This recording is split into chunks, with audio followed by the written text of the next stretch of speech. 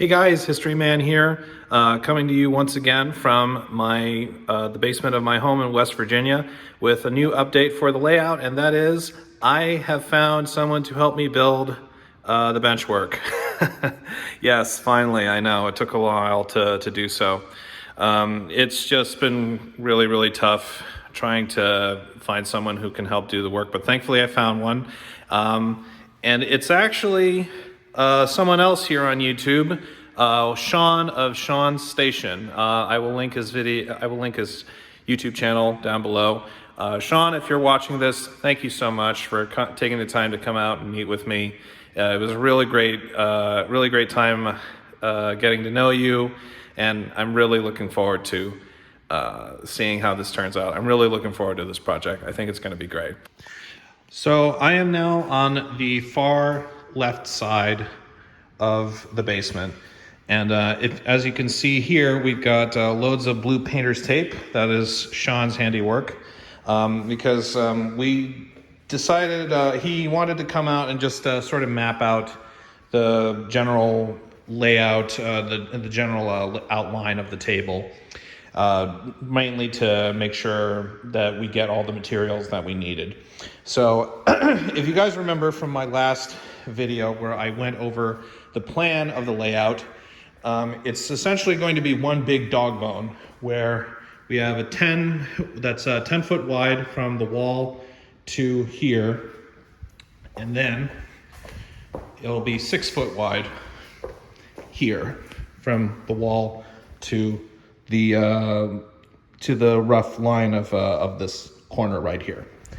And it's going to be about 25 feet long. Now, like I said, Sean's primary purpose today was to just come by, sort of map it out, and get a sense of what kind of materials we need. And we did nail down some things to do with the building of the train table. Firstly, I was kind of concerned about this area right here because, as you can see, we got this gigantic wall right here. Don't ask me why that's there. It's just the decision of the builder to put it, the generator, the power room. It's essentially the power room. So that was a big concern for me when I was initially planning it, because how the heck are we supposed to get in? How the heck are people supposed to get in through those sliding doors over there, be able to access everything here? And so what the decision that I came up with, the solution I came up with, was to one, shorten the width of this section of the layout right here. I was originally going to have it a little longer, come out a little bit further to make more room for buildings and scenery and stuff, but after seeing this big thing being plopped down in the middle, obviously that wasn't going to happen. So I had to shorten it down from, I think I originally had it at 12 feet wide, and then shortened it down to 10 feet. But that's fine. You know, we've got plenty of room. It's already plenty big, so just losing a couple feet isn't a big deal.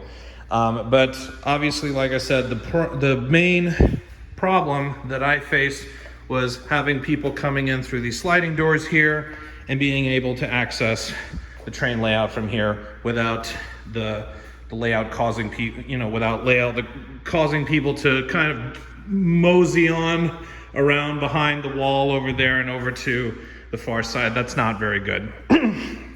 So what I came up with was to have the train table curve or come at an angle to allow for easy lane of access through here. And it turns out actually pretty well. I think I may even have a little bit more room to play with. I have to talk about this with Sean once we get to actually working about it. But maybe we have enough room to move the angle out a couple more feet. Again, this is all just a rough outline. We're just primarily just trying to get a sense of what kind of materials we need. But now that we've got that lane access, anybody can come through those double doors and be able to walk around the length of the layout. That was the primary concern that I had, was just people being able to walk around the length. So when people come in, this whole section right here is going to be the country town. And at the very corner will be a large mountain through which I'll run an elevated track up on a trestle set of some kind. Don't know yet the details of that, but that's further down the line. So this whole area is going to be the country town.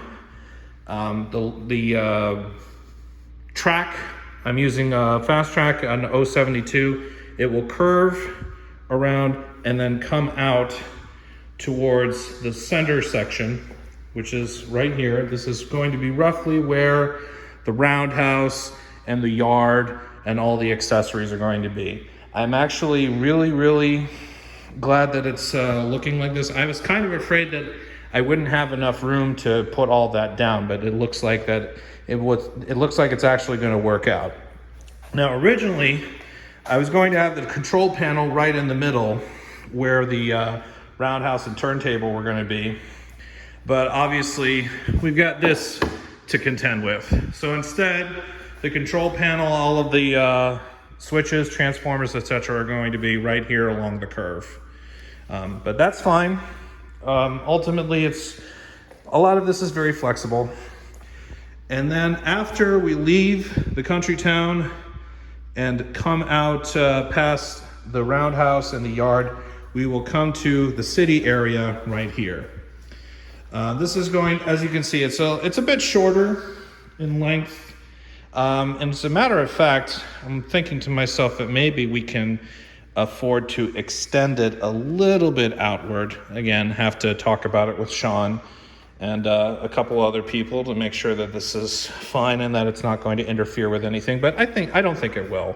I think we have a lot of room to play with to expand the city section. But this is where the city is going to be. Again, this is the reason that it's 6 feet is because to accommodate for the 072 curve. So the track will curve around and then follow back in a simple loop. At least the outer track will. The city is going to be modeled after Hagerstown, Maryland. It's a special shout out to one of my close friends who lives out in Maryland. He doesn't live in Hagerstown, he lives in Baltimore, but I figured that he would like that. And also because, like I said before, I think I said this in the previous video, but I have a building that's a big Baltimore and Ohio passenger station that I got at a York train show many years ago, and it has Hagerstown on it, so I thought, well, let's just make this city Hagerstown. So yeah, that is pretty much what we're looking at for the moment.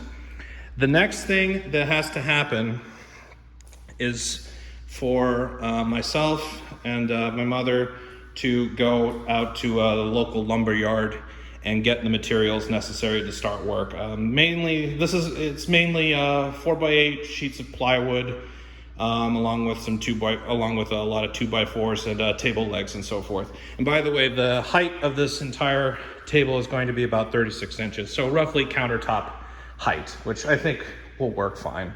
And I don't want this to be so overwhelming that people are going to be turned off by it. So I think 36 inches is a pretty good height. Anyway, that is where we are right now. Again, big thank you to Sean from Sean's Station for coming out here and taking the time to meet with me. It was great meeting you, great hanging out with you, and I'm really looking forward to this. I think this is going to be a great project. I can't wait to get started. Hopefully next video that will come out, it will be me getting the materials, setting down everything, and finally getting to work on this. So until next time, be sure to like, comment, subscribe, all the good stuff that every YouTuber asks you to do. And feel free to leave, tell me what you think and if I should be considering any other additions or maybe some adjustments that you think I should make to the layout plan. I am open to any and all suggestions. Thanks again, Sean, great meeting you, and I'm looking forward to working with you. Until next time, have a good one.